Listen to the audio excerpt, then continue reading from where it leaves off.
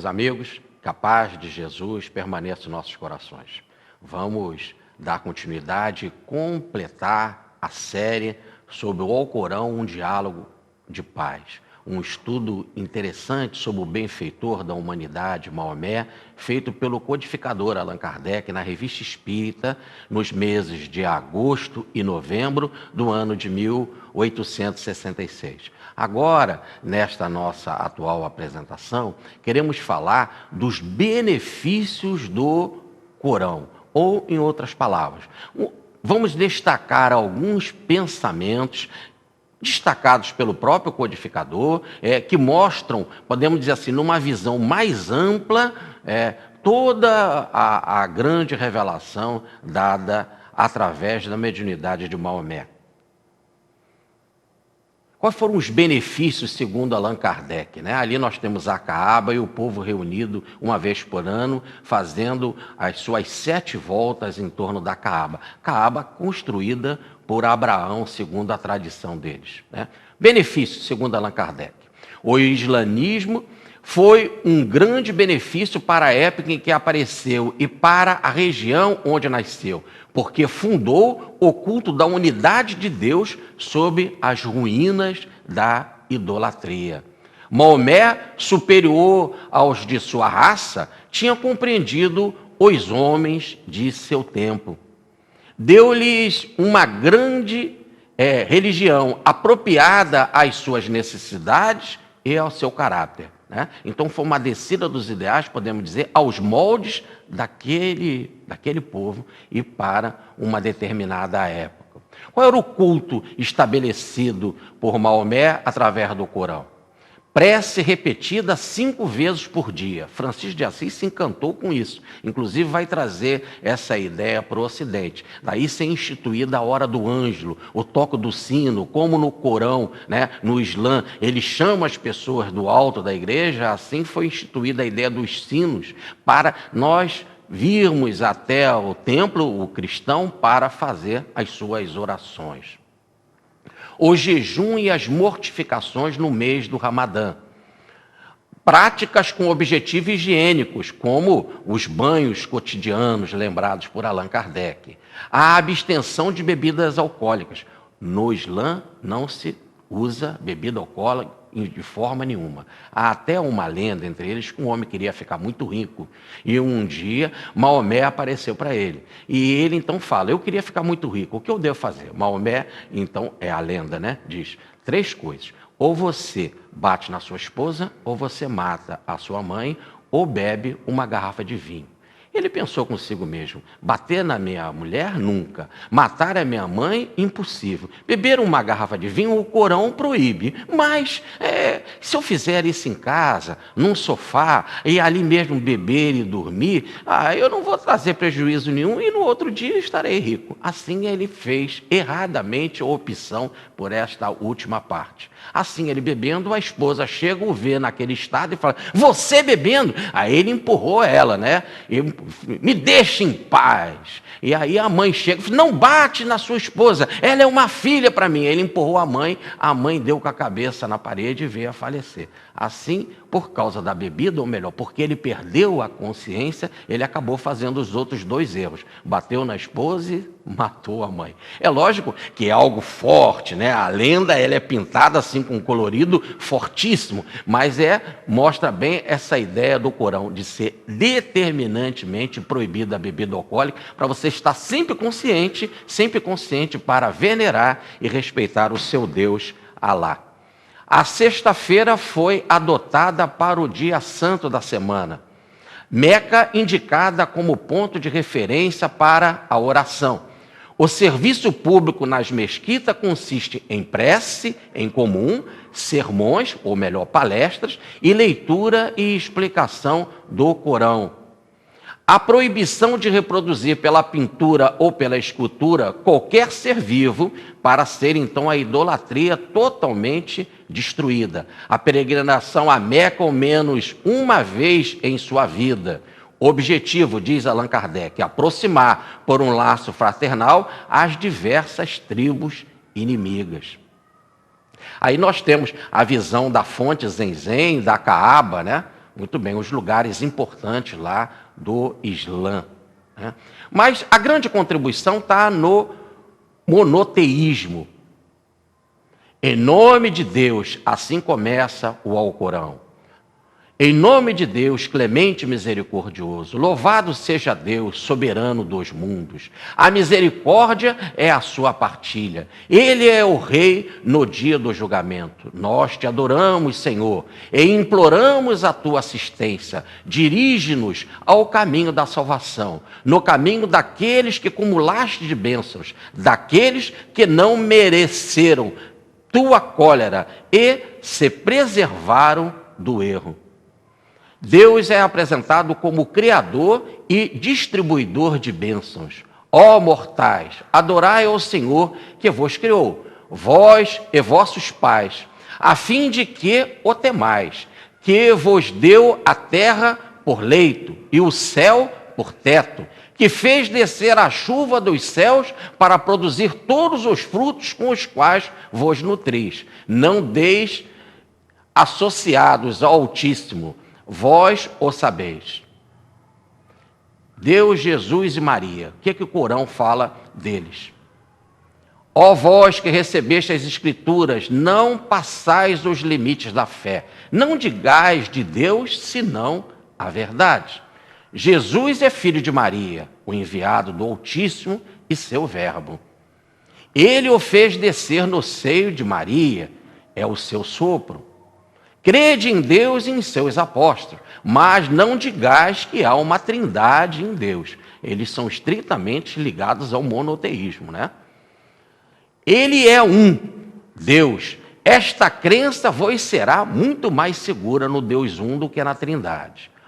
O Messias, Jesus, não corará por ser o servidor de Deus, não mais do que os anjos que cercam o seu trono e lhe obedecem. Então Jesus não vai ficar sem graça, chateado por causa disso, muito pelo contrário. Ele até vai se sentir feliz e a gente reconhecer que ele é servo de Deus, ou melhor, ele é filho de Deus, foi criado por Deus. E aí ele chega a falar da blasfêmia da trindade. Aqueles que sustentam a trindade de Deus são blasfemadores. Não há senão um único Deus. Deus é um. Se não mudarem de crença, um suplício doloroso será o preço desta impiedade. Porque quando você está dividido em Deus, acaba estando dividido interiormente, acaba estando dividido também em sociedade. Jesus como domínio sobre a vida e a morte. Diz ele que Jesus teve esse domínio, tanto da sua vida como da morte, por isso que ressuscitou. E por dizerem, matamos o Messias, Jesus, filho de Maria, o apóstolo de Deus, embora não sendo na realidade certo que o mataram, nem o crucificaram, senão que isso foi simulado. Jesus se deixou crucificar, é isso que ele quer dizer. E mais, Jesus não morreu, ficou sempre vivo, tanto que ressuscitou.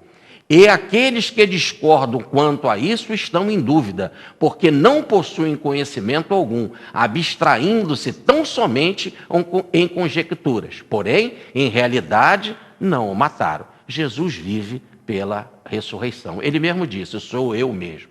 Também Maomé vai fazer uma relação entre a primeira e a segunda revelação com o Corão. A primeira de Moisés e a segunda do Cristo. E ele vai dizer... Dizeis, cremos em Deus, no livro que nos foi enviado e que foi revelado a Abraão, a Ismael, a Isaque, a Jacó e às 12 tribos de Israel. Cremos na doutrina de Moisés, de Jesus e dos profetas. Não fazemos nenhuma diferença entre elas. E somos muçulmanos. Por que as brigas, né? Por que a falta de relação entre cristão e muçulmano, né? Bom... Continua lembrando o Corão. Não há senão o Deus vivo e eterno. Ele te enviou o livro, o Corão, que encerra a verdade para confirmar a verdade das escrituras que a precederam. Ou melhor, da de Moisés e a de Jesus. Antes dela, ele fez descer o Pentateuco mosaico entre nós e o Evangelho de Jesus para servirem de guia aos homens. Também enviou o Corão dos céus. Sobre a mediunidade, o que temos a trazer? Nós nos inspiramos como inspiramos, quer dizer, nós os espíritos, né? O anjo Gabriel, a espiritualidade. Nós vos inspiramos como inspiramos Noé, os profetas, Abraão, Ismael, Jacó, as tribos, Jesus, Jó, Jonas, Arão, Salomão. Nós vos demos também os salmos de Davi, né? Então, a mediunidade sempre esteve presente em todas as épocas da história. Prece e caridade. O que o livro O Corão tem para falar sobre essas duas bênçãos?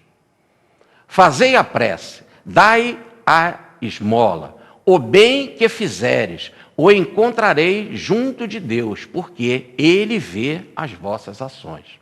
Uma palavra honesta e o perdão das ofensas são preferíveis às esmolas que resultassem da injustiça. Deus é rico, Deus não está precisando da sua esmola. Deus está precisando, antes de tudo, do perdão.